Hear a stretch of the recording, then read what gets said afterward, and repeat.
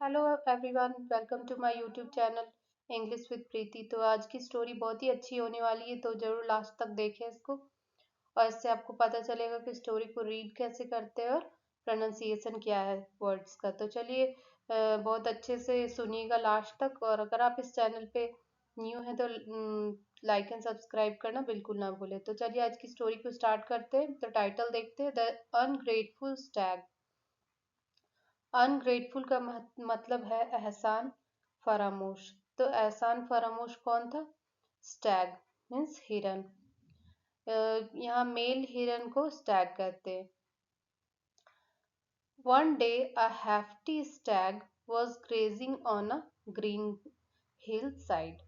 तो एक दिन मोटा हिरन जो है घास चरना, घास चरने को कहते हैं ग्रेजिंग।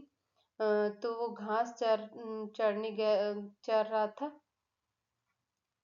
ग्रीन हिल साइड के पास। When he had his fill, जब वो खाना खत्म कर लिया, he felt thirsty, तो उसे प्यास लग गई। So इसलिए he went to a pond to quench his thirst। तो इसलिए वो कहाँ गया? तालाब। पॉन्ड का मतलब होता है तालाब। और वो कहाँ जाता है? तालाब के पास जाता है अपने प्यास को बुझाने के लिए।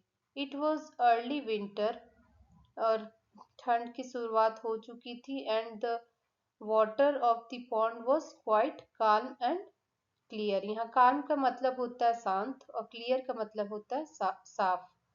तो जो तालाब का पानी था बिल्कुल शांत और साफ था। एज अ रिजल्ट, नतीजतन, he could see his image in the water clearly. तो वो अपना जो इमेज है, परछाई है, उसको बहुत अच्छे से देख पा रहा था। The Stag looked at the image of his horns and felt very pleased. और वो अपना सींग को देखता है परछाई में, पानी की परछाई में, और बहुत खुश होता है। यहाँ प्लीज्ड का मतलब होता है खुश होना। He felt proud of his beauty as well. और अपनी सुंदरता पर भी उसे बहुत गर्व महसूस होता है। सडनली अचानक, the stags eyes fell on the image of his legs. और फिर उसका ध्यान कहाँ जाता है? उसके पैरों पे। किसका? हिरन का। They were slender to look at, but they could carry him very fast in time of danger. तो यहाँ स्लेंडर का मतलब होता है पतला।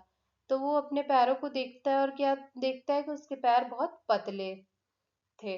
और उसको ये पता नहीं था कि ये उसे खतरे से बचा सकता है। द फुलिश, यहाँ फुलिश का मतलब होता है मूर्ख। The foolish Stag ignored this fact and felt sorry for his legs.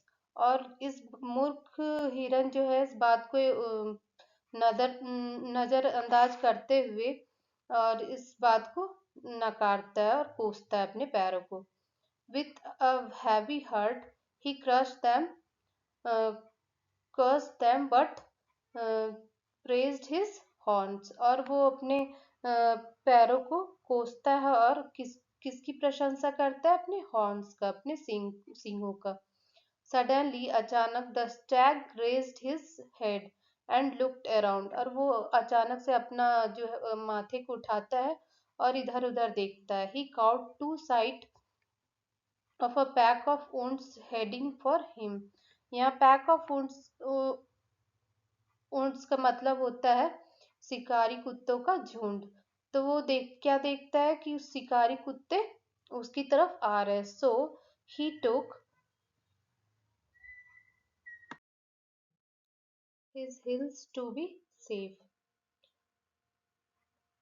तो वो जो हिरन था वो अपनी धीरे धीरे चाल करके अपने आप को सेफ किया, सुरक्षित कर रहने लगा।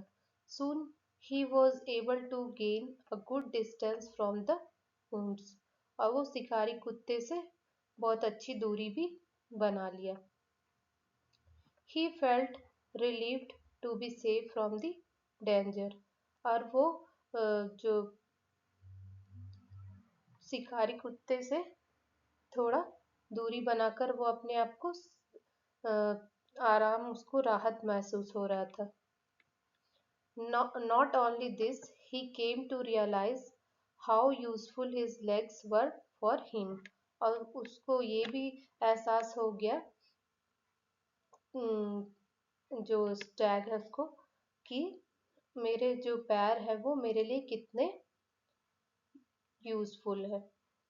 सो ही praised them for saving him from being killed, और वो प्रशंसा भी किया उसे बचाने के लिए।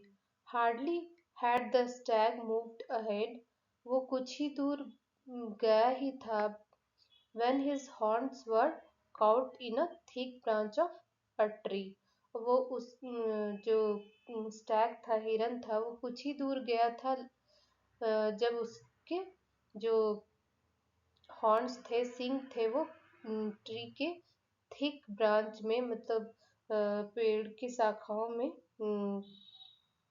फंस गया जाके। He tried his best to get them free but could not, वो चाहता था कि उससे निकाल ले, लेकिन वो नहीं निकाल सका वह।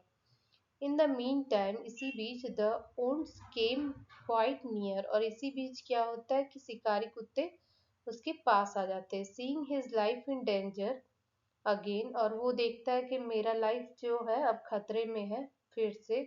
The Stag cursed his horns for pushing him in the jaw of death, तो मौत के मुंह में जाते हुए देखकर वो क्या बोलता है, जो हिरन रहता है अपने सिंहों को बददुआ देता है। He came to realize that God had given him thin legs to enable him to run fast,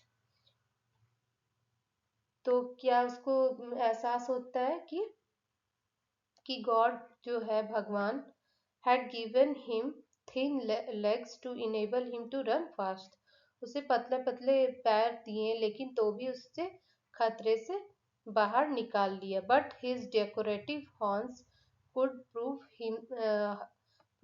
harmful as well, लेकिन उसके जो बहुत सुंदर से जो सिंग थे वो उसे नहीं बचा सके। By now the wounds had overtaken the stag, और ये सोचते हुए उससे उसके पास जो है शिकारी कुत्ते उसे पकड़ लिए। दे अटैक्ड हिम, और उसे उस पे अटैक कर दिया।